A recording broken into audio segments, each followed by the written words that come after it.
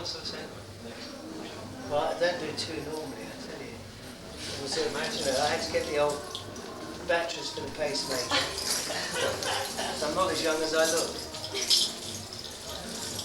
How is it going driving around without a car? Well, This young? fortunately, I mean, I'm on the road most of the time, so somebody's driving. Yeah, it's a drag. It's a drag. I've got a bike. Push bike? Yeah, I go around the village on the push bike. It's Oxfordshire. Southampton, yeah, Oxfordshire. It's all right, the locals know I'm an eccentric. What do you actually think of the Scottish people? I think they got hearts of gold. What about being mean, as all English people think Scots? Mean? You're kidding. I've got a theory about Scots, actually. Because the language or the way that people talk is right? Which That's means, the way it's out here. but it doesn't matter. I mean, it still has a sort of a guttural accent, right? But deep down, I mean, you can't get any warmer than up here, can you? Well, I've never had any problems.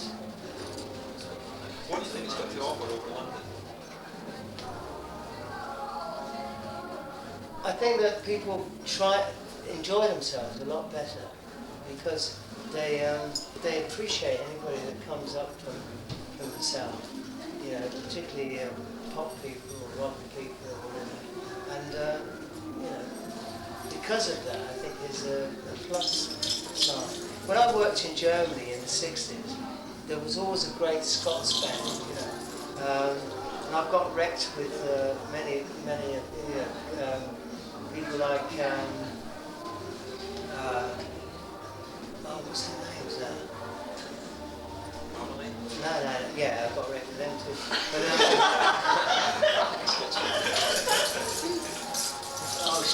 Is there anyone you'd like to get wrecked with and you haven't been yet? yeah, Brooke Shields. Like her for the Christmas stocking? Yeah, she looks alright.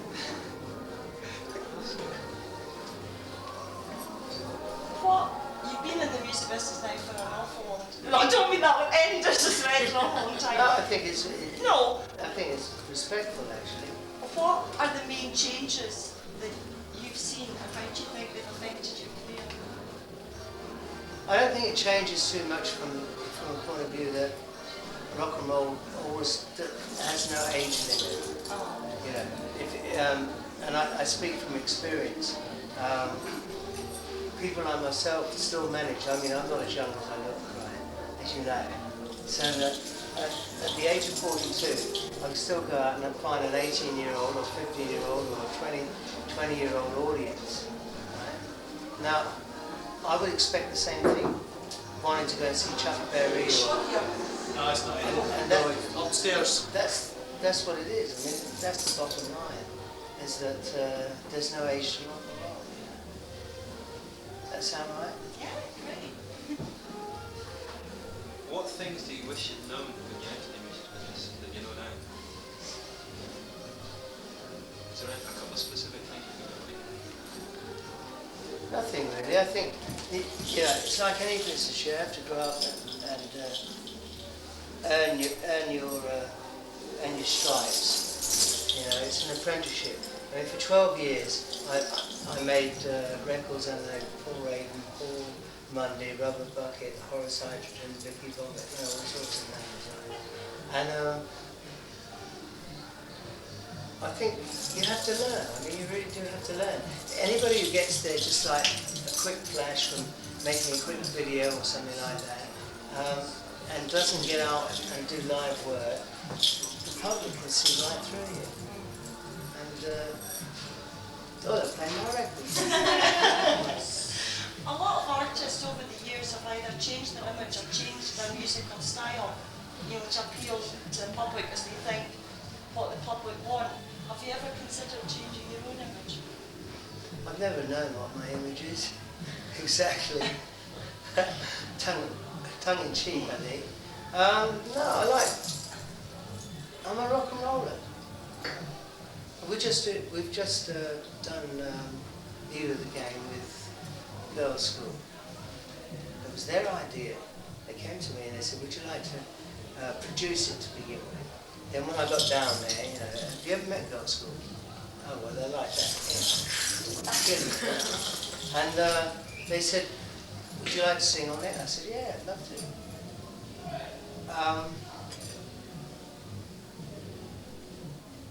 I don't know what my image is.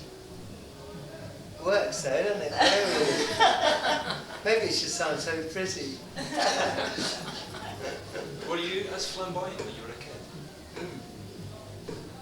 Or was the man who said? I was a loner when I was a kid, so in order to stand out, you always have to have something going for you. That's what I did. It's always Elvis, you know. He used to walk around the playground at school with guitar, you know, word. Would you ever go on the road with a circus again? I think that was a good idea, actually, the circus. It didn't work because we got our sums wrong, you know, but I think the idea is right. What I wanted to do was, you know how circuses can go to the best places in town and just pitch a tent and do it. But we didn't realise that you can't play at such a volume because they've got laws that said, you know, you can't make a lot of noise. So we learned from that. But the idea of people coming out in carnival clothes, that was what I wanted. See, I think the whole world is a circus. I mean, if you look around you, you know, we're all dressed up like we're going to the circus, you know, and we can be whatever we like. That's what costumes are about. Today I'm a cowboy. Who designed you? Me partly, and Lawrence Easton puts it together. But generally, it's my ideas, I suppose. Is there anything you haven't done that someone can do? I like to act a bit more. I mean, I like to, I like to take on a few serious. I did the Rocky Horror Show in New Zealand, and that was blew me away. I'd like to do a bit more of that sort of thing.